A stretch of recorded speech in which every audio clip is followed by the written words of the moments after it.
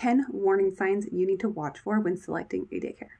First one to start off with, trust your gut. If you have a bad feeling about a daycare, run away. You will never forgive yourself if you send your child to that daycare and you had a bad gut feeling about it and something were to happen. So first off, trust your gut. My second warning sign is to watch for literal signs. So if you see help wanted signs, this could be a warning sign that they have a lot of turnover. Could be a concern because your child gets settled into a class. You don't want that teacher leaving every other month. You want a teacher that's going to be sticking with the place. Another warning sign to watch out for would potentially be a sign that says enrolling now. Now, daycares are going to have times where they need more children, like they're not full. However, typically your best daycares are going to have a wait list. I would say watch for those signs and just consider them. The third thing is first impressions. So when you go on a daycare tour, what are you seeing, smelling, hearing, feeling? What are you coming across? Do you notice a kid wandering around? And you're like, where does that kid need to be right now? Who's watching that kid? Does it feel clean? Does it feel tidy? Does it feel organized? Does it feel chaotic? So watch for those first impressions. 4 would be policies. If you have a question about something, they should have a clear policy. If you ask, how does pickup go? How does drop off go? They should have systems for safety and consistency. If they use phrases like sometimes or maybe, that means they're not consistent. The 5th warning sign would be cleanliness. Does the place feel dirty? Does it feel clean? Now, if kids are eating snack time and the tables are covered with food, like that's going to happen.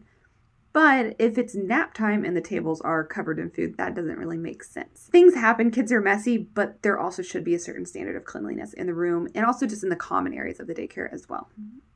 The 6th thing to watch for is the actual classroom. On a tour, you may or may not get to go into a specific classroom, and there may or may not be students in that classroom. Go to a classroom and there are students in that classroom. Do a head count. See how many kids there are in relation to how many teachers. Are they sticking with the state standards on number of children to caregivers? Look around the room for signs on the wall, ABCs, counting, maybe a daily schedule. If the daily schedule that's posted on the wall says 9 a.m. snack, but you can tell the children are all just having free play, well, do they stick with their schedule? Are they consistent on that? So pay attention to what's in the classroom and look around at things like that. The 7th warning sign or tip would be questions. You should come into a tour with questions, but it's also really nice that the staff will ask you questions. Does your child have allergies? Do you think you're going to be doing 5 days a week, or are you interested in part-time?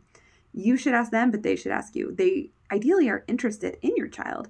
And if they're not, I understand that as well. They are doing tours frequently and not everyone's going to go with them. So I understand not making too much of an investment, but it is nice if they show a certain level of interest in your child. Definitely bring a list of questions you have to that tour.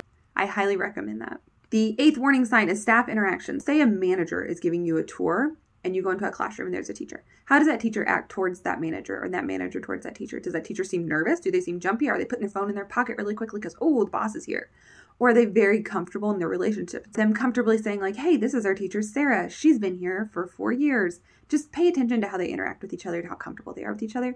If they're rude, if they're polite, if they're bossy, all that behavior is modeling for your child. Your child is around these adults all day. So you want them to be around good and positive adult interactions. My 9th warning sign would be lines of communication. How difficult or easy was it to schedule this tour in the first place? If you could not figure out their phone number, how to get a hold of them, they were not calling you back, maybe this isn't a place you want to send your child. Also with this, you could ask if they have certain systems once you are a child. For example, a lot of daycares have an app and it's like a parent portal type system. So how is your ability to communicate, check in, and chat with them?